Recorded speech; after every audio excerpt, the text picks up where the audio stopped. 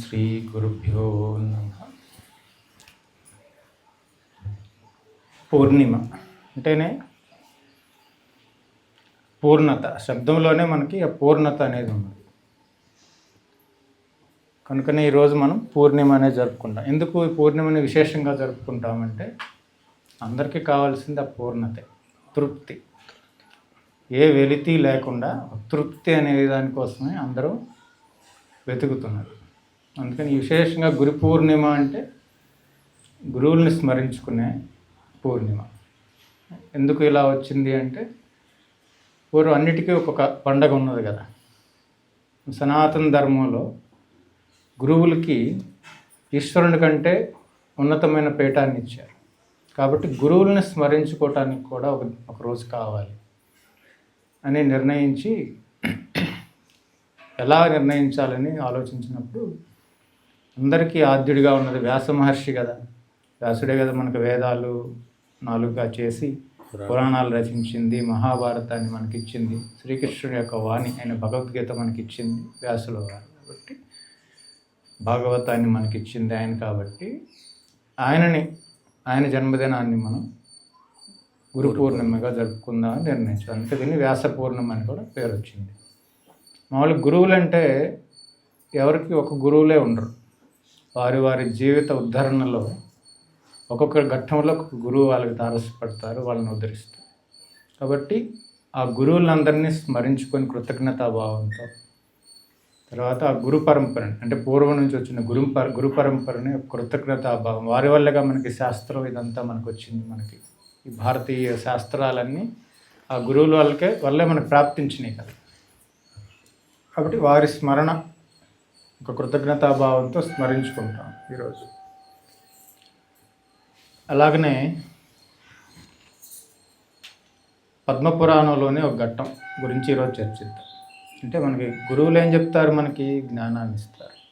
మనలో ఉన్న అపూర్ణతా భావాన్ని తొలగించి జ్ఞానాన్ని మనకి ప్రసాదిస్తారు. ఎలా తొలగించుకోవాలి, జీవితాన్ని ఎలా ధన్యం చేసుకోవాలని మనకి వాళ్ళు నేర్పుతారు.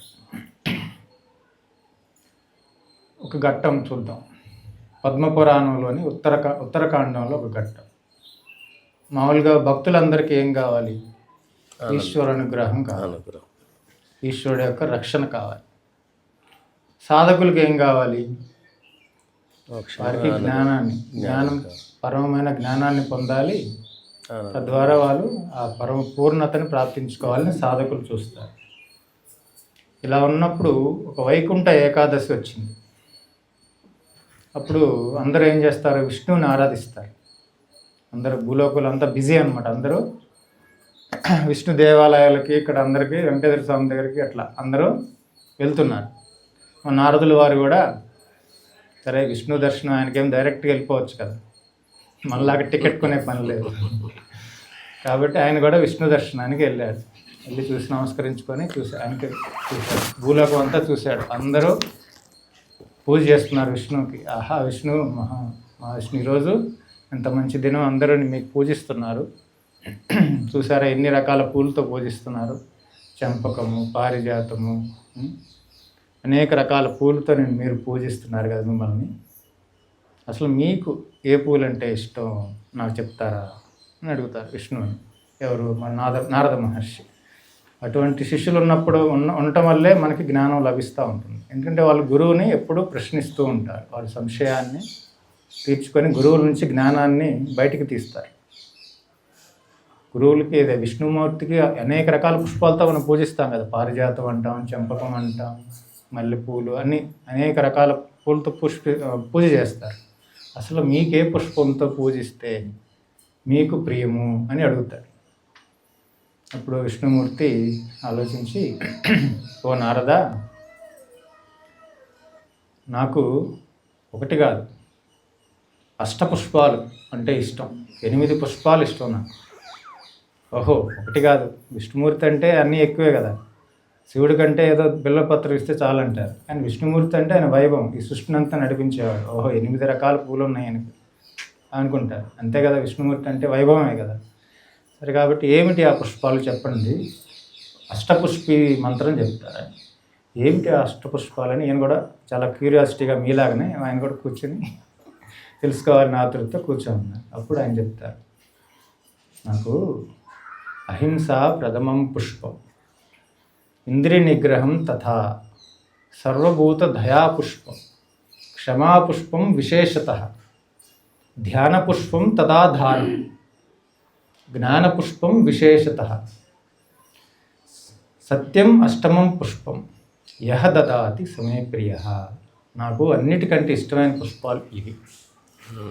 ఈ భక్తులందరూ సమర్పిస్తున్నారు కదా, ఈ పుష్పాలు ఏమిటినైనా కాలంలో అవి వాడిపోతాయి, కానీ ఈ పుష్పాలన్నీ వారిలో ఉన్నాయి అని వారు వాటి ద్వారా పూజించట్లేదు. వాటికి అవి నాకు ఆ పూల ద్వారా నన్ను పూజిస్తే వారు నాకు చాలా ప్రియులవుతున్నారు.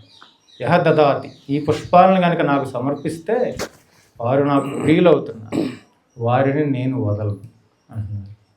అహింస అంటే వారి హృదయంలో ఈ గుణాలనే అష్టపుష్పాలను కనుక వారు పాలించుకున్నారు అంటే అదే నా పూజ, అవే నాకు ఇష్టమైన పుష్పాలు. అంటే భక్తులందరికీ చెప్తున్నారు, మీరు చాలా హడావిడి చేస్తున్నారు, అవన్నీ ఎందుకంటే నాకు ఇష్టమైన పుష్పాలు ఉన్నాయి, వీటిని నాకు సమర్పించండి, ఈ గుణాలను మీరు ఆచరించండి, అది నాకు అత్యంత ప్రీతికరమైనది, మీరు వదిలినా నేను మిమ్మల్ని వదలను ఆయన మాటల్లో చెప్పారు. నారదుల వారికి ఓహో మళ్ళీ మననం చేస్తున్నారు. అహింస ప్రథమం పుష్పం. దానికి అంటే హింస అనేది వదిలేయాలి నాయన. అందరూ సర్వ మానవ కోటి హింసను ఆచరిస్తే వారు నాకు ప్రియులవరు. హింసని దూరంగా ఉండాలి. హింసకి ఏ జీవిని అనవసరంగా హింసించకూడదు. అందుకనే కదా మన గీతలో చూస్తే అహింసా పుష్పానికి ఆయన ఏం చెప్తారు, అద్వేష్ట సర్వభూతానాం మైత్ర కరుణ ఏవచ. అంటే ఎవరిని నువ్వు ద్వేషించవద్దు, అనవసరంగా అకారణంగా ఎవరిని దుఃఖం కలుగజేయద్దు. మాటతో కానీ చేతతో కానీ మన మనసుతో కానీ వారి గురించి దోషంగా ఆలోచించవద్దు. అది ప్రథమ పుష్పం అంట. ముందు ఈ గుణం, ఈ పుష్పం నాకు సమర్పించు అంటారు. తర్వాత ద్వితీయ పుష్పం ఏంటి, ఇంద్రియ నిగ్రహం తథా. మీరు మనస్సుని కనుక ఇంద్రియ విషయాల వైపు వెళ్లకుండా నియంత్రించాలంటే అది నాకు ఇష్టమైన పుష్పం. ఎందుకంటే అప్పుడు మీరు నాకు దగ్గరగా ఉంటారు. మీరు ఇంద్రియాల వైపు, ప్రపంచం వైపు వెళ్తే నాకు దూరం అయిపోతారు. నేను ఎక్కడున్నాను, మీ హృదయంలో ఉన్నాను. ఎప్పుడైతే మీ మనస్సుని ఇంద్రియ విషయాల నుంచి కంట్రోల్ అంటే ఆపేయమం లేదు, నియంత్రణగా ఎంతవరకు అవసరమో అంతవరకు ఇంద్రియ విషయాలతో వ్యవహారం ఉండాలి. కానీ అది నియంత్రించినప్పుడు మీరు నాకు దగ్గరగా ఉంటారు. అది రెండవ పుష్పం మీరు మాకు సమర్పించేది. అదే కదా మనకి గీతలో చూసుకుంటే, ఇంద్రియానాం హి చరతాం యన్మనోను విధీయతే తదస్య హరతి ప్రజ్ఞాం వాయుర్నావ మివాంబసి. భగవద్గీతలో ఇంద్రియాలు నాయన చాలా బలమైనవి, ప్రమాదాలు. వాటి వైపు మనస్సును మళ్లించారు అంటే అవి నీకు హరతి ప్రసభం మనః, మీ మనస్సుని లాగేసుకుంటాయి. తర్వాత జ్ఞానం హరతి, మీ జ్ఞానాన్ని, ప్రజ్ఞని కూడా అవి, వివేకాన్ని కూడా అవి హరించి వేస్తాయి.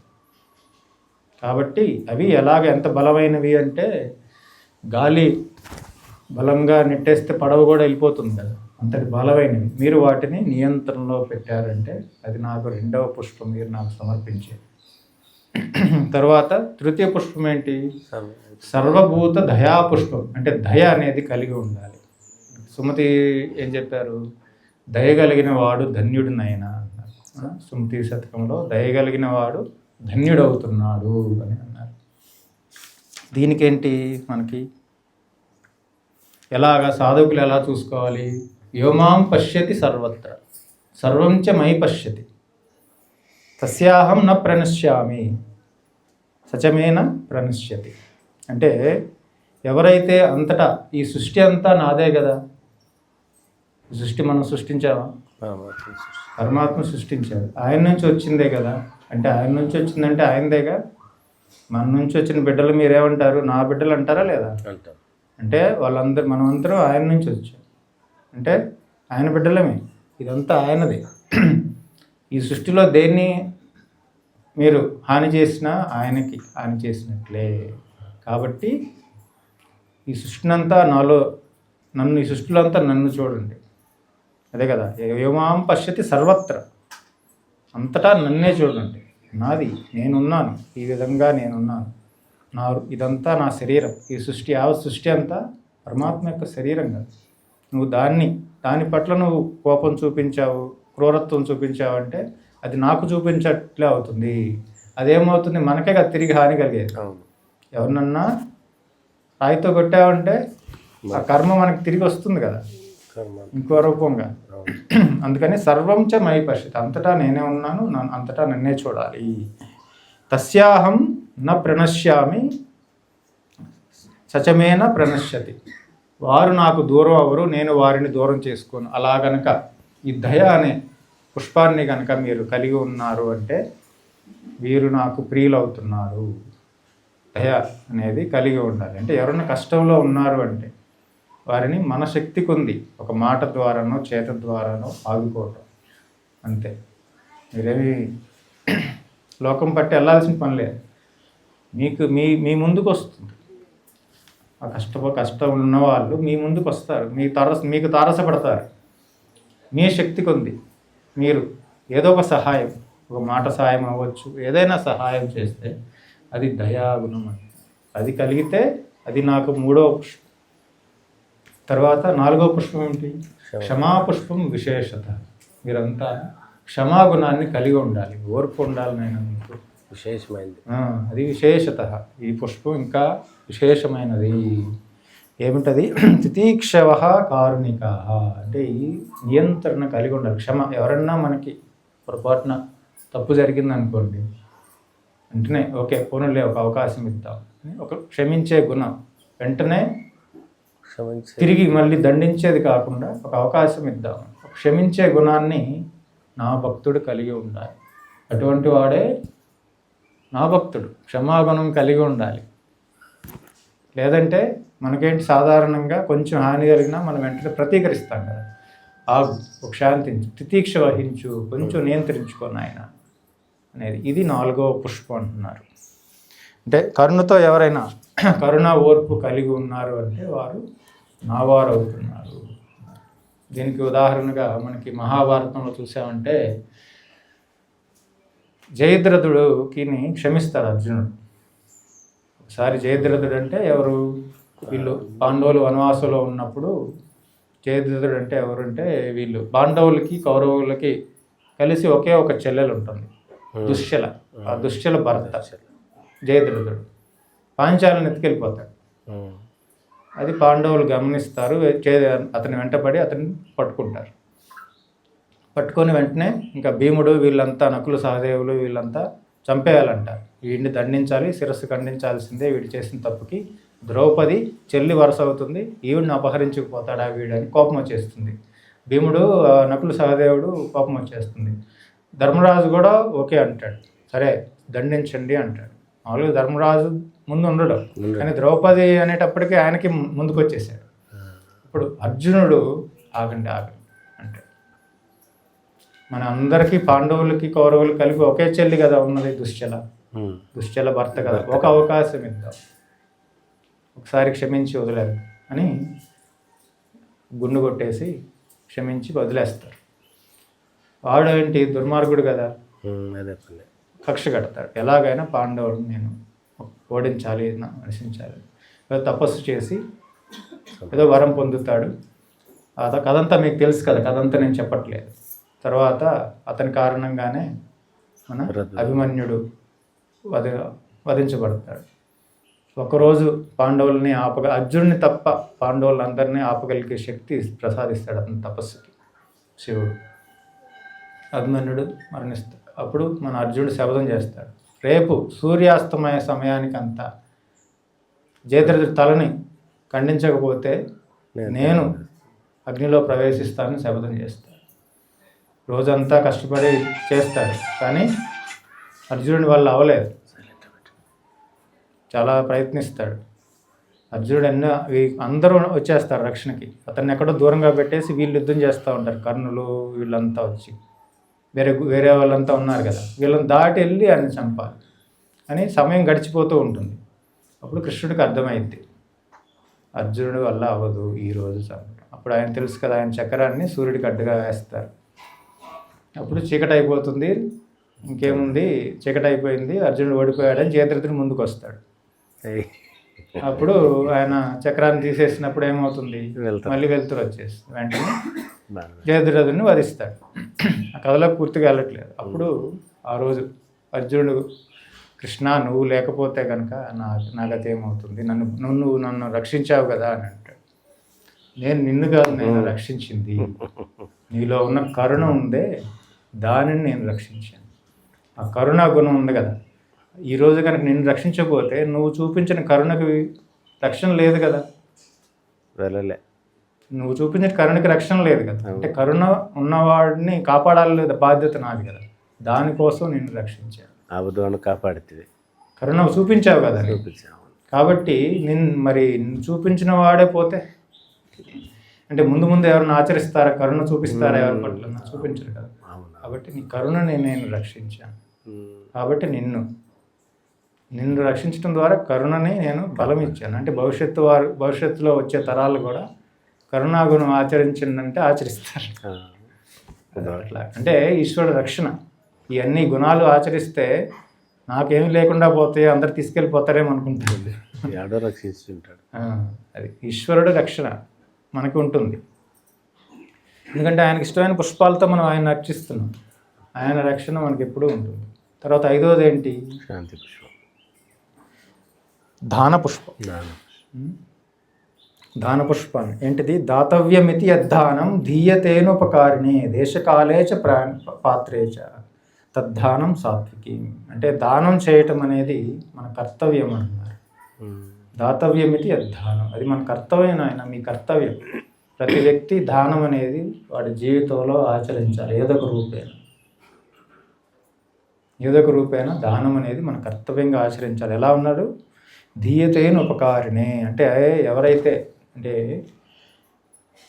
మనం ఏ ఉపకారం ఆశించకుండా చేయాలంట దానం, ప్రతిఫలాపేక్ష లేకుండా దానం చేయమంటున్నారు. నాకు లాభం వస్తుంది కదా అలా దానం చేయటం కాదు. ధీయతే అనుపకారిణి, అంటే ఉపకారాన్ని ఆశించకుండా, వారి నుంచి ఏ లాభాన్ని ఆశించకుండా, అటువంటి దానమే ఏమంటున్నారు, సాత్వికమైన దానం అవుతుంది. తర్వాత సాత్వికమైన దానం ఏంటి, దేశకాల పాత్రేచ, అంటే సరి అయిన దేశంలో సరి అయిన పాత్రత ఉండాలి. అడిగిన వాళ్ళందరికీ ఇచ్చేయటం కాదు దానం అంటే, వాడికి ఆ అర్హత కలిగి ఉండాలి. కాలము దేశము, అంటే సరైన కాలంలో సహాయం చేయాలి. ఈరోజు వచ్చి సహాయం అడిగాడు, వాళ్ళు పాత్రత ఉంది, హాస్పిటల్కి తీసుకెళ్ళాలి అమ్మని అన్నాడు, నువ్వు ముందు లేదన్నావు. తర్వాత మళ్ళీ ఇచ్చితే బాగుండేదని మళ్ళీ పిలిచేటప్పటికి అమ్మ పోయింది. అది అంటే సరైన కాలంలో నువ్వు సహాయం చేయాలి, వాడికి అవసరమైనప్పుడు. సరైన కాలం సరైన దేశం, అంటే ఎక్కడ సహాయం చేయాలో అక్కడ, అవసరమైన స్థలంలో సహాయం చేయాలి. అవసరం లేని స్థలంలో అవసరం లేని వాడికి కాదు. అంటే ఎంత వివేకాన్ని ఉపయోగించమన్నారు. అటువంటి దానమే సాత్విక దానం అంటున్నారు. అంటే దానగుణం ఉన్నవాడు నాకు ప్రియుడవుతున్నాడు. 5వ పుష్పం. 6వ పుష్పం ధ్యాన పుష్పం. ధ్యానం చేయాలి. ధ్యానం అంటే ఏంటి, ఎవరికి ఇష్టదైవం వారికి ఉంటుంది కదా, మీ ఇష్టదైవాలు మీకుంటాయి. ఆ ఇష్టదైవాన్ని మనస్పూర్వకంగా ధ్యానం చేయాలి. లేదు అది సాధ్యం కాదు, నాకు దేవుడు అంటేనే నమ్మకం లేదంటే ఈ గుణాలను ధ్యానం చేయాలి. ఇలాగనే నారదుడు ఇంకొక ఘట్టంలో వెళ్ళి అడుగుతాడు విష్ణువుని, విష్ణు నీకు చాలామంది భక్తులు ఉన్నారు కదా, నీకు ఇష్టమైన భక్తుడు ఎవరు అని అడుగుతాడు. ఆయన పేరు చెప్తాడు, అదుగా వెంకటేశ్వర్లు అక్కడ ఉన్నాడే భూమిలో వాడు అంటాడు. ఓహో ఏమిటా భక్తుడి విశేషం చూద్దామని మన నారదుల వారు వెళ్తారు. వెళ్ళి చూస్తే అతనికి దేవుడినే ఆరాధించడు. ఆయన బాగా పెద్ద వ్యాపారి, కానీ అతనికి ఏంటి, కరుణ ఉంది. దానం చేస్తాడు, అవసరమైన వాళ్ళందరికీ దానం చేస్తాడు. ఎవరెవరు కష్టంలో ఉన్నారో వాళ్ళని ఆదుకుంటూ ఉంటాడు వ్యాపారం ద్వారా. వ్యాపారంలో ఆదాయం వస్తుంది కదా, దాని ద్వారా ఆదుకుంటూ ఉంటాడు. తర్వాత కూర్చొని ధ్యానం చేస్తాడు. అదేంటిది ఈయన ఎవరిని ధ్యానం చేస్తున్నాడంటే, ఆయన ధ్యానం చేస్తుంది దేన్ని, అరే ఇన్ని పనులు చేశాం కదా, ఇంకా ఏమన్నా నేను చేయగలనా, ఇంకా ఏమన్నా సమాజానికి చేయగలనా అని కూర్చొని ఆలోచిస్తున్నాడు. అది ఆయన ధ్యానం. వాడే నాకు ప్రియుడు అన్నాడు విష్ణుమూర్తి. అంటే అతను నన్ను ధ్యానం చేయట్లా, కానీ నేను అతన్ని చూసుకుంటున్నాను. ఆయన దృష్టి అతని పైన ఉంది. ఆయనకి ఏమి దేవుడు అంటే ఏమి పూజ లేదు, ఏం లేదు. కానీ ఈ గుణాలను కలిగి ఉన్నాడు కదా. నాకు ఇష్టమైన పుష్పాలు అనేవి అతని దగ్గర ఉన్నాయి కదా. అతను నిత్యం నేను చూస్తున్నాడు. నాకు ప్రియమైన భక్తుడు అంటున్నాడు. ఒక్కరోజు కూడా ఒక పువ్వు వేయలేదు ఆయన, పూతో అర్చన చేయలేదు. కానీ అతను సర్వభూత దయా పుష్పం అనేది ధరించాడు ఆయన. అందుకని విష్ణువు ఆయన అనుకునే నాడే నాకు ప్రియుడు. తర్వాత ఏంటి? జ్ఞానపుష్పం. 7వది ఏంటి? జ్ఞానపుష్పం. ఇంక జ్ఞానం అంటే గని జీవుడు ఎలా బతకాలి ఏమిటి అనేది. నహి జ్ఞానైన సదృశం పవిత్రమే విద్యతే అన్నారు. అంటే జ్ఞానం కంటే పవిత్రమైనది ఏమీ లేదు నాయన ప్రపంచం. అటువంటి పవిత్రమైన జ్ఞానాన్ని మనం సంపాదించుకోవాలి అంటే మనకే ఆ పవిత్రతను కొంతైనా సంపాదించుకోవాలి కదా. తత్స్వయం యోగ సంసిద్ధి కాలేనాత్మ. మీరు ఒకేసారి రాదు ఆ జ్ఞానం, ఒకేసారి మనకి ఆ జ్ఞానం లభించదు. కాలేనాత్మని విందతి. మన ప్రయత్నం నెమ్మదిగా చేస్తుంటే యోగ సంసిద్ధి, మన మనస్సును నియంత్రించుకొని ఈ గుణాలన్నీ మనం ఆచరిస్తూ ఉంటే నెమ్మదిగా మనకి జ్ఞానం అనేది ప్రాప్తిస్తుంది. ఇప్పుడు భాగవతంలో చెప్తారు 3వ అధ్యాయంలో ఏమిటంటే, ఎవరైనా ఈ జ్ఞానాన్ని శ్రద్ధతో ఏకాగ్రతతో శ్రవిస్తున్నారు అంటే అది నా పూజే నాయన అని చెప్తారు. అది నన్ను పూజిస్తున్నట్లే. ఏకాగ్రతతో ఎవరైతే జ్ఞానశ్రవణం చేస్తున్నారో ఈ భగవంతుని గురించి, ధర్మం గురించి విశేషంగా, వారు నాకు పూజిస్తున్నారు అంటారు. ఒకసారి వివేకానంద స్వామి సమయంలో ఆశ్రమంలో ఒక ఘట్టం జరుగుతుంది. ఆయన ఉపనిషత్తులు తరగతులు తీసుకుంటూ ఉంటారు. బ్రహ్మచారులు అందరినీ కూర్చోబెట్టి, బ్రహ్మచారులని సన్యాసులను కూర్చోబెట్టి ఉపనిషత్తులు సత్యాలు వారికి క్లాస్ తీసుకుంటూ ఉంటారు. అప్పుడు ఆరతి సమయం అవుతుంది. ఆ పూజ చేసి ఎవరు రాలేదు. ఆరతి సమయం అయిపోయింది, ఎవరో ఆరతికి రాలేదు. అప్పుడు ఆ పూజారి స్వామీజీ కోపం వస్తుంది. వీరంతా ఎక్కడున్నారని వెతుక్కుంటూ వస్తే ఇక్కడ వివేకానంద స్వామీజీ వారికి సత్సంగం చెప్తూ ఉంటారు. ఉపనిషత్తుల సత్సంగం. కోపడతారు. ఏంటి ఆరతి సమయం అయింది, పూజకి ఎవరు రాలేదని అరుస్తాడు అన్నమాట అందరి మీద. అప్పుడు వివేకానంద స్వామి కోపంగా చూసి, ఏంటి ఇక్కడ జరిగేది పూజ కాదా? పూజలో అన్నిటికల్లో ఉత్తమమైన పూజ జరుగుతుంది. ఇక్కడ ఆ సత్యాన్ని గురించి, పరమ సత్యాన్ని గురించి వీళ్ళు తెలుసుకుంటున్నారు, దానిని మననం చేసుకుంటున్నారు, దానిని వింటున్నారు. ఇది ఉత్తమమైన పూజ ఇక్కడ జరుగుతుంది వెళ్ళు అంటారు. అంటే జ్ఞానానికి అటువంటి ప్రాధాన్యత మహాత్ములు ఇచ్చారు. అందుకని నహి జ్ఞానేన పవిత్రమైనది జ్ఞానం కంటే ఏం లేదు. అటువంటి జ్ఞానాన్ని కనుక ఎవరైనా ఉపాసన చేస్తున్నారు అంటే జ్ఞానాన్ని తెలుసుకోవడానికి ప్రయత్నిస్తున్నారు అంటే వారు నన్ను పూజిస్తున్నట్లే, అది జ్ఞాన పుష్పాన్ని నాకు సమర్పిస్తున్నట్లే. వారికి నేను రక్షగా ఉంటాను. మన బలి చక్రవర్తికి ఆయన శ్రవణం చేస్తుంటే ఎవరు కాపలా ఉన్నారు బయట? విష్ణుమూర్తి, సాక్షాత్ విష్ణుమూర్తి. ఆయన శ్రవణానికి ఆటంకం కలగకూడదని ఆయన ఉంటారు, నిలబడతారు అడ్డుగా. ఆయనకి ఏ విఘ్నాలు కలగకుండా ఉండాలని. అలాగనే మనకి కూడా జ్ఞానాన్ని మనం చేస్తుంటే, తెలుసుకోవాలని ప్రయత్నిస్తుంటే ఈశ్వర రక్ష మనకు ఉంటుంది, విష్ణుమూర్తి రక్ష మనకు ఉంటుంది. ఎందుకంటే ఆయనకి ఇష్టమైన పుష్పం అష్టమం సత్యం, అష్టమం పుష్పం, 8వది సత్యమైనది. అంటే సత్యానికి ఉన్న విలువ, సత్యానికి అది 8లో పెట్టారు కదా అది చివరిది అనుకోకూడదు. సత్యధర్మాయ విద్మహే. సత్యాన్ని ఆరాధించిన వాళ్ళు ఎందుకంటే పరమాత్ముడు సత్యస్వరూపుడు కదా. సత్యాన్ని మనం ఆచరిస్తున్నాము అంటే పరమాత్మని ఆరాధిస్తున్నట్లే. కాబట్టి సత్యం అంటే నిజాయితీ, మనం చేసే మాటలలో పనుల్లో నిజాయితీ, సత్యసంధత అంటారు. అది ఈ అష్టపుష్పాలతో కనుక నన్ను పూజించారు అంటే ఇంకా వారికి దక్కనది అంటూ ఏమీ లేదు. వారు నన్ను చూడకపోయినా ఈ గుణాలను ఆచరిస్తున్నారు అంటే నేను వారిని చూసుకుంటానని మాటిస్తున్నారు. ఇది ఈ కాలంలో ఎవరైనా ఆచరించారా ఇన్ని పుష్పాలు అనేది కూడా ఒక సంశయం రావచ్చు కదా. మన కర్ణాటక దేశంలోనే ఒక స్త్రీమూర్తి ఉన్నారు. మీరందరికీ తెలుసు, పేరు చాలామందికి తెలిసి ఉండొచ్చు. ఆవిడని అడిగారు, మీరు ఇంత గొప్ప స్థానాన్ని సమాజంలో సంపాదించుకున్నారు కదా, ఎలా సంపాదించుకున్నారు అంటే ఆవిడ చెప్తారు. ఎవరు ఆవిడ? సుధామూర్తి గారు చెప్తారు. ఏమిటంటే ఆవిడ చిన్నప్పుడు వాళ్ళ అజ్జ అంటే తాతగారు చెప్పారంట, ఏమిటంటే విష్ణువుకి ఇది ఈ పుష్పాలు 8 పుష్పం. ఈ 8 పుష్పాలు విష్ణువుకి ఎంతో ప్రీతి. ఇవి ఈ గుణాలు నువ్వు ఆచరించాలని వాళ్ళ తాతగారు చెప్పారండి చిన్నప్పుడు. అది ఆవిడ చెప్తుంది. ఆవిడకి పద్మశ్రీ, పద్మభూషణ్ లాంటి అవార్డులు వచ్చినాయి, సమాజంలో ఎంతో గౌరవం వచ్చింది. ఏమిటి మీ విజయరహస్యం అంటే, చిన్నప్పుడు మా తాతగారు చెప్పారు ఇది. ఆ అన్నిటినీ నేను చేయలేదు, కొన్ని పుష్పాలను నేను ఆచరించాను. దానివల్లే నాకు ఇంత మంచి పేరు వచ్చింది, సమాజంలో ఒక ఉన్నతమైన స్థానం లభించింది. అన్ని పుష్పాలతో చేయటం నా వల్ల అవ్వలేదు. కొన్ని పుష్పాలను మాత్రం నేను ఆచరించాను, పూజించాను. కొన్ని పుష్పాలతో విష్ణువుని పూజించాను. కాబట్టి నాకు ఇది దక్కింది. నా విజయానికి కారణం మా తాతగారు ఉపదేశించిన 8 పుష్పములు. ఈ 8 పుష్పాల గురించి చిన్నప్పుడు వాళ్ళ తాతగారు చెప్పారంట, వాళ్ళ అజ్జి. అది నాకు స్ఫూర్తి, ఇవన్నీ చేయటానికి, ఈ మంచి పనులు చేయటానికి, ఇలా జీవించడానికి అని చెప్పారు. అలాగనే తాతలు, తండ్రులు పిల్లలకి ఇవ్వాల్సింది ఏంటి? మీరు కూర్చోబెట్టి పిల్లలకి ఇదిగో ఇదిరా అంటే వారు మీకంటే ఉన్నతులు అవుతారు. మీరు ఒక స్థానం వచ్చింది, మీకంటే ఉన్నతంగా మీ పిల్లల్ని మీరు చూసుకోవచ్చు. అంటే ఇటువంటివి మనం పిల్లలకి ఇవ్వాలి. తాతలు, తండ్రులు కూర్చోబెట్టి ఏమి అడిగితే అది ఇస్తారు, ఓకే. కానీ ఇవి ఇవ్వలేదనుకోండి, ఏమిచ్చినా ఇవి అర్థమే అవుతాయి.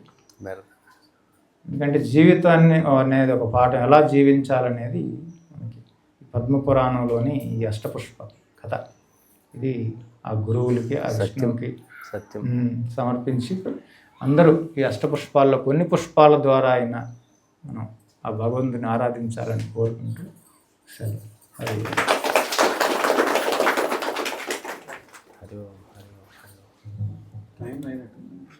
లేదు సార్.